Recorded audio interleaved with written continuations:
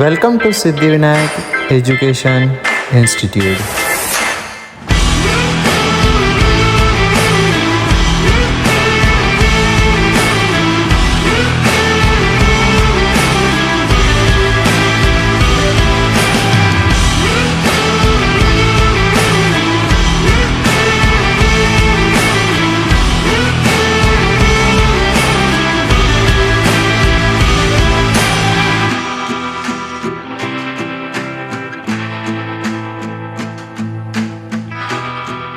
Hello everyone, my name is Kajal Khare from Siddhivinayak education institute Gondia.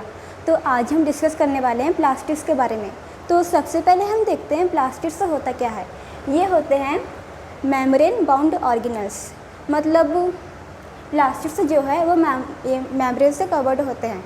अब हम देखते हैं, जब आप सेल को देखोगे तो आपको यहाँ पर प्लास्टिक्स क्लियरली विजिबल होंगे। क्यों?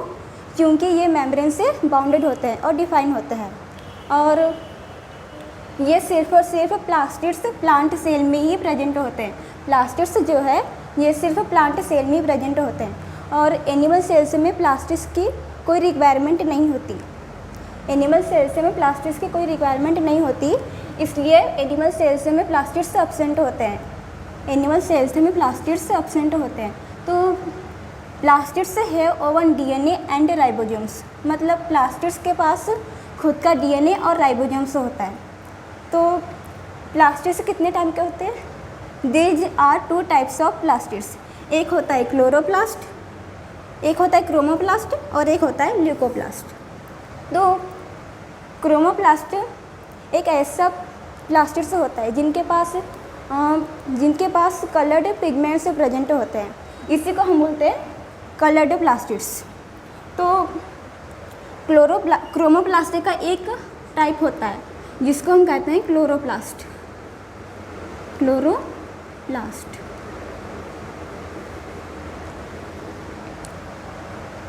अब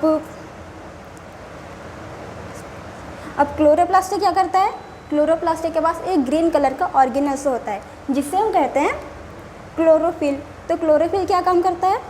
क्लोरोफिल जो तो क्लोरोप्लास्ट के पास येलो एंड ऑरेंज कलर के भी पिगमेंट्स प्रेजेंट होते हैं। अब हम देखते हैं ल्यूकोप्लास्ट। ल्यूकोप्लास्ट क्या होता है? Colourless plastids. तो ल्यूकोप्लास्ट के पास तो ऐसा कोई प्लास्टिड्स प्रेजेंट नहीं होते, मतलब ल्यूकोप्लास्ट के पास ऐसा कोई पिगमेंट्स प्रेजेंट नहीं होता है। ये क्या करते हैं? ये स्टोर करते हैं किन चीज़ों की? Starch, oils and protein granules की। तो क्लोरोप्लास्ट का एक स्ट्रक्चर है जो स्ट्रक्चर प्लांट सेल में दिखता कैसा है। तो इसको हम कहते हैं आउटर मेम्ब्रेन और इसको हम कहते हैं इनर मेम्ब्रेन। अब जो राइबोसोम्स के प्लास्टिड्स के पास तो खुद का डीएनए और राइबोसोम्स होता है। ये रहा डीएनए और ये राइबोसोम्स, और इसमें जो डिस्क लाइक स्ट्रक्चर प्रेजेंट है ये एक के ऊपर एक अरेंज होते हैं। ये होता है एक के ऊपर एक अरेंज होते हैं और हम एक डिस्क लाइक स्ट्रक्चर यहाँ पर उठाए तो इसमें जो इसको हम बोलते हैं थैलाकॉइड।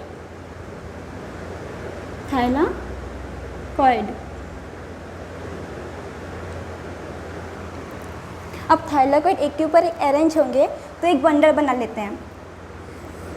इस टाइप से ये बंडल बना लेते हैं। इसी को हम कहते हैं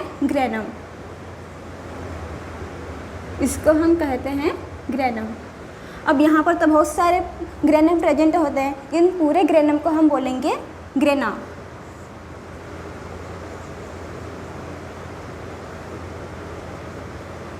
अब ग्रेना जो है वो आपस में कनेक्टेड होंगे। किस टाइप से कनेक्टेड होंगे?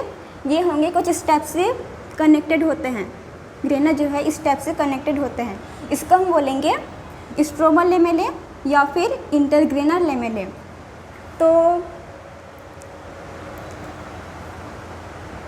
ठीक है, इस वीडियो में सिर्फ थैंक यू।